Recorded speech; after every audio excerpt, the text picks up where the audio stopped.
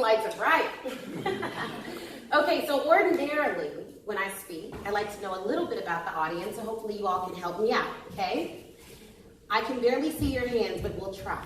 How many of you are within the first 5 years of your career? Okay. How many of you are entrepreneurs? Okay, great. How many of you are at the executive level of your career? Okay, I promise I won't hit you up for money. I want to tell you a bit about how my girlfriend, Sheryl Sandberg, helped me leave my day job. Y'all know Sheryl? Mm-hmm. Okay. In Sheryl Sandberg's book, Lean In, she has a chapter which asks the question, what would you do if you weren't afraid? After reading that line, it changed the entire dynamic of how I navigated my career.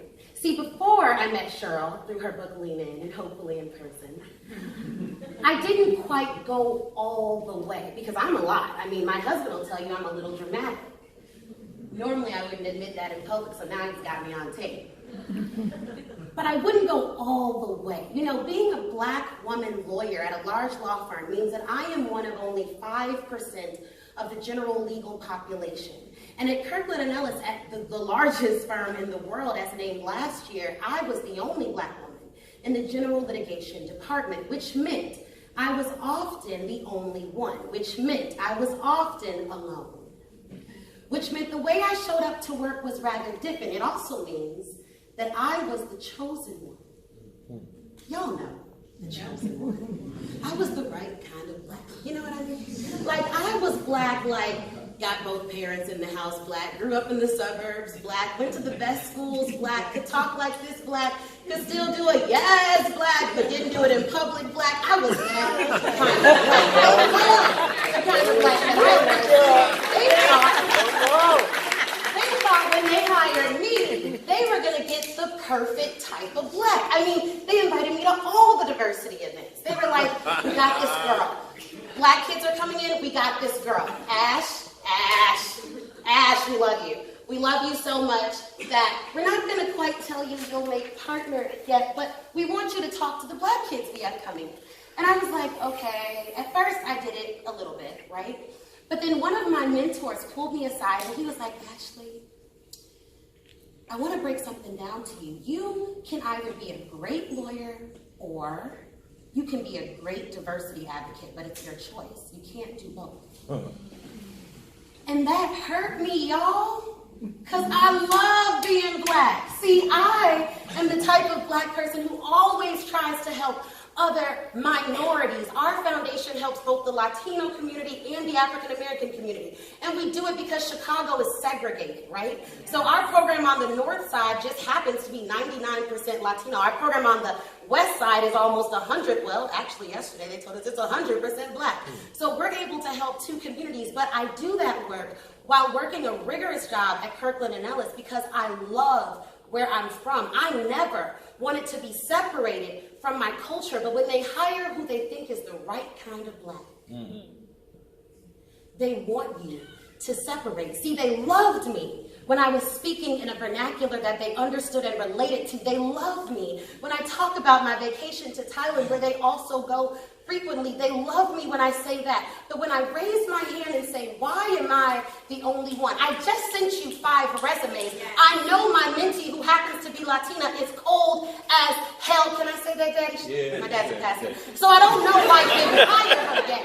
They didn't like that type of Black. They started having conversations with me about corporate culture. So I had to define corporate culture for the head of my firm. Now, at this point, I was a second-year associate, so he was not very ready for this conversation.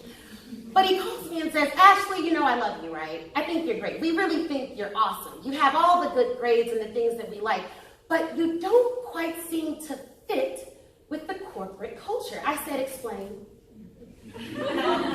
He said, well, you don't quite fit because, see, Ashley, I mean, we just have a way of doing things here. And I said, I just want to talk about culture.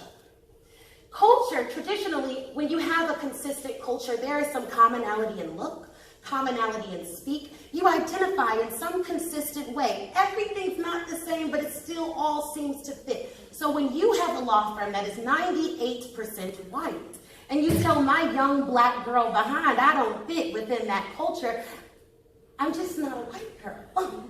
So I can't really figure out how to make it fit. So he didn't love that, y'all. So my girl Sheryl had to help me out. And I had a conversation with Sheryl in my head. I'd love to meet her if anyone knows her. And I said, Sheryl, what do you think I should do? If I weren't afraid, what would I do? Well, if I weren't afraid, I'd leave my $287,000 paycheck on the table. I would step out and start my own law firm called Mobile General Counsel. See, all large corporations normally have a legal department. The head of that department is the general counsel, but startup companies can't always afford the same thing. So what my firm does is we provide mobile, because I'll come to you, budget's right.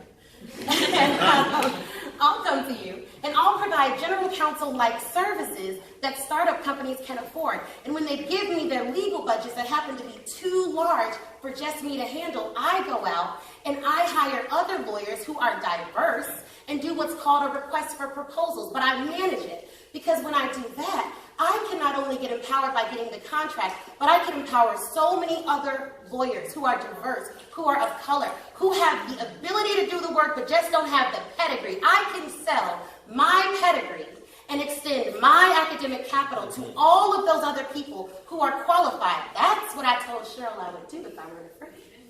But first I had to check with Chris, because we're dual income, no kids, so can't just leave all that on the table without talking to your husband. So I talked to my husband, Chris, and he asked me, he was like, well, how do you feel about interviewing at other firms? And I was like, I just don't care about that. And he was like, you can't do it then. You got to go out on your own. That's faith. He had faith.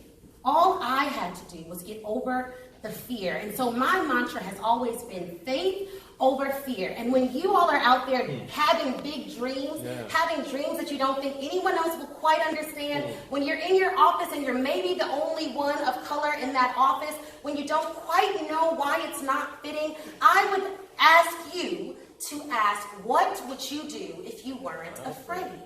I'll share my Sheryl with you. And if you figure out what that answer is, all you have to do is have the faith enough. Plan it out, like my girl said. Save time.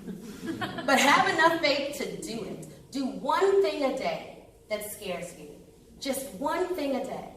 Not if it's risky, I mean professionally scares you. I don't mean walk in front of you. All get it, you're all right. Do one thing a day that scares you. Even in doing this speech, it kind of gave me some jitters, because today was a tough day for me, y'all. Waiting on that verdict just hours before leaving my house, it was a tough day for me. I didn't quite know what I would come before you and say that could empower you, that could encourage you. But I'm encouraged by the verdict, although not 100% encouraged. I'm encouraged by the verdict that happened. And so I would just implore you to follow your dreams. Put faith over fear.